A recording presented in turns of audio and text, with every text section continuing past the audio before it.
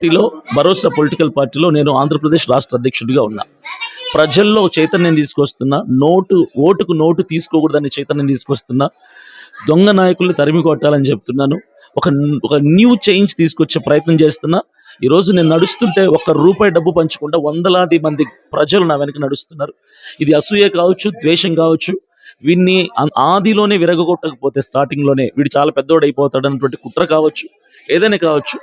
So ఏదైనా నన్ను ఇక్కడ నుంచి పాడేరు నియోజకవర్గం నుంచి తరిమేయాలన్న ప్రయత్నమే చేస్తున్నారు.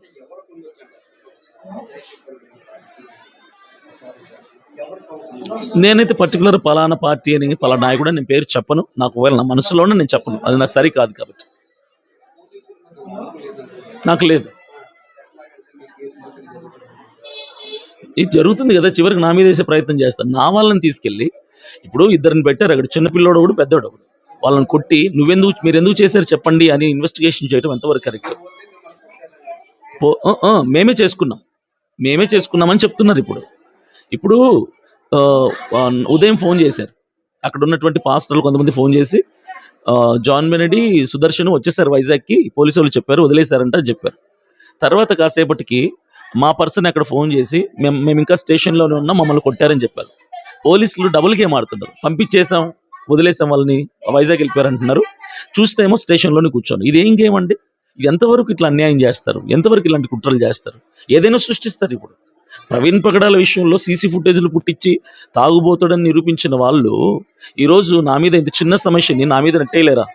అన్ని వాళ్ళ చేతుల్లో, నా చేతుల్లో ఏం లేదు కదా, ఒక సామాన్యుడిని అంతే.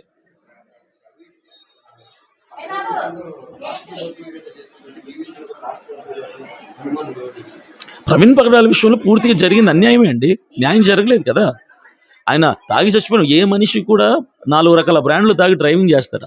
ఎంత పచ్చి తాగుబోతు కూడా ఒకటే బ్రాండ్ మెయింటైన్ చేస్తాడు. అలాంటిది ఆయన అంత హైయర్ అఫీషియల్ అయ్యి ఉండి డ్రైవింగ్ 2 వీలర్లో హైదరాబాద్ నుంచి రాజమండ్రి ప్రయాణం చేస్తున్న వ్యక్తి 4 రకాల బ్రాండ్లు తాగుతాడా? కానీ దాన్ని ప్రూవ్ చేశారు వాళ్ళు.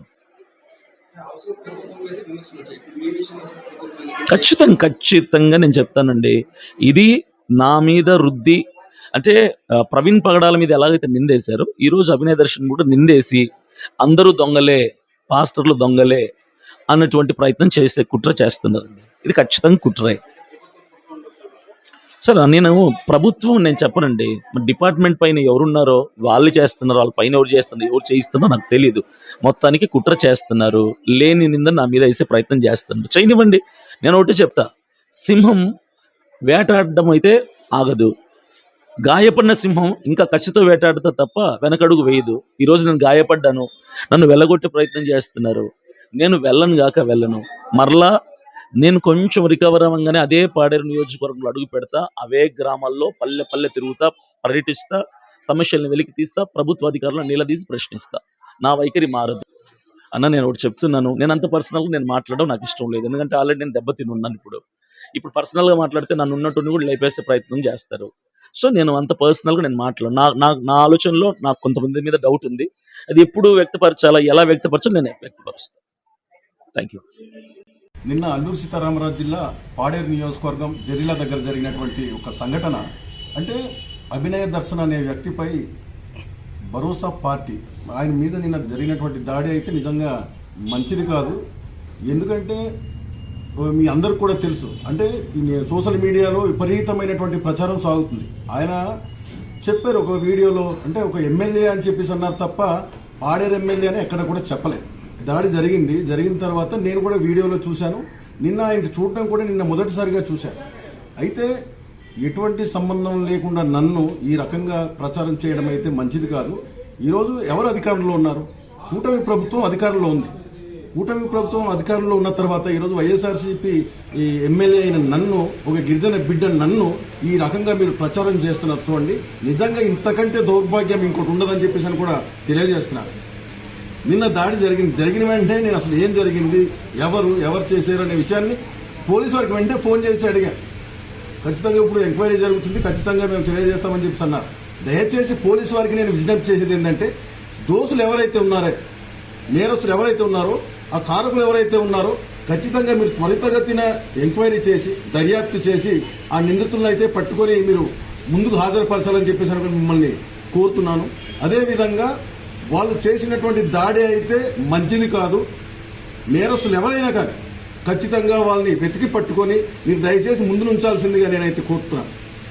ఖచ్చితంగా మీరు ఈ రకంగా నా మీద ఎటువంటి సంబంధం లేకుండా నన్ను ఈ రకంగా మీరు నాకు ఏదైతే విధంగా మీరు సోషల్ మీడియా ద్వారా సామాజిక మాధ్యమాల ద్వారా నన్ను అవమానిస్తూ కించపరుస్తూ ఈరోజు మీరు చేస్తున్నటువంటి ఏదైతే ప్రచారాలు ఉందో ఖచ్చితంగా ఈ కూటమి ప్రభుత్వం ఖచ్చితంగా క్షమాపణ చెప్పాలని చెప్పేసి కూడా ఈ సందర్భంగా డిమాండ్ చేస్తున్నాను. ఇటువంటి తారతమ్యాలు లేకుండా అందరితో కలుపుకుంటూ పోతూ మీ అందరికీ తెలుసు, ఈరోజు ఇక్కడ ఉన్నటువంటి ప్రజలందరికీ కూడా తెలుసు, ప్రతి ఒక్కరికి కూడా నేను అన్న, తమ్ముడు, బావ, మాయ అనే తాతయ్యని పిలుస్తాను తప్ప ఏ రోజు కూడా ఎవరికి పేరు పెట్టి పిలిచినటువంటి దాఖలాలు లేదు. అలాంటిది నా మీద మీరు ఈరోజు ఏదో మత ప్రచారం చేస్తున్నా, లేదంటే ఒక పాస్టర్ గారిని ఆయన్ని దాడి చేస్తే, ఎవరో దుండగులు దాడి చేస్తే ఇప్పుడు నా మీద ఈ రకంగా మీరు నా మీద నా అనుసరణలు చేశారని చెప్పి మీరు ప్రచారం చేయడం అయితే అది సిగ్గుచేటు. అంటే రాష్ట్రంలో ఎక్కడ ఏ సంఘటన జరిగినా వైఎస్ఆర్ కాంగ్రెస్ పార్టీ నాయకులే చేశారు, వైఎస్ఆర్ కాంగ్రెస్ పార్టీ నాయకులే చేయించారని చెప్పేసి మీకు అలవాటైపోయి దయచేసి ఈ విధమైనటువంటి ఆలోచన మానుకోండి. దయచేసి ఎంతసేపు మీకు వైఎస్ఆర్ కాంగ్రెస్ పార్టీ ఈ నాయకుల మీద, కార్యకర్తల మీద మీరు దాడులు, అలాగే అసత్య ప్రచారాలు చేయడం తప్ప ఈ కూటమి ప్రభుత్వానికి ఏ రకమైనటువంటి పరిపాలన చేయడంలో చిత్తశుద్ధి లేదనే విషయాన్ని కూడా దయచేసి మీరు తెలుసుకోండి. దయచేసి ప్రజలందరూ కూడా గమనించండి. ఈ రోజు వీళ్ళు చేస్తున్నటువంటి అసత్య ఆరోపణలు కానీ, అసత్య ప్రచారాలు కానీ దయచేసి ప్రజలందరూ కూడా ఒకసారి ఆలోచించమని చెప్పి కోరుతున్నాను. Silent silent silent silent silent అయ్యగారిని ఎత్తకరండి, సార్ని ఎత్తకరండి, ఎరక్కారు సార్ ఎత్తండి, సార్ ఎత్తండి, కారులోకి ఎత్తండి. సైలెంట్ సైలెంట్ అమ్మా, కారు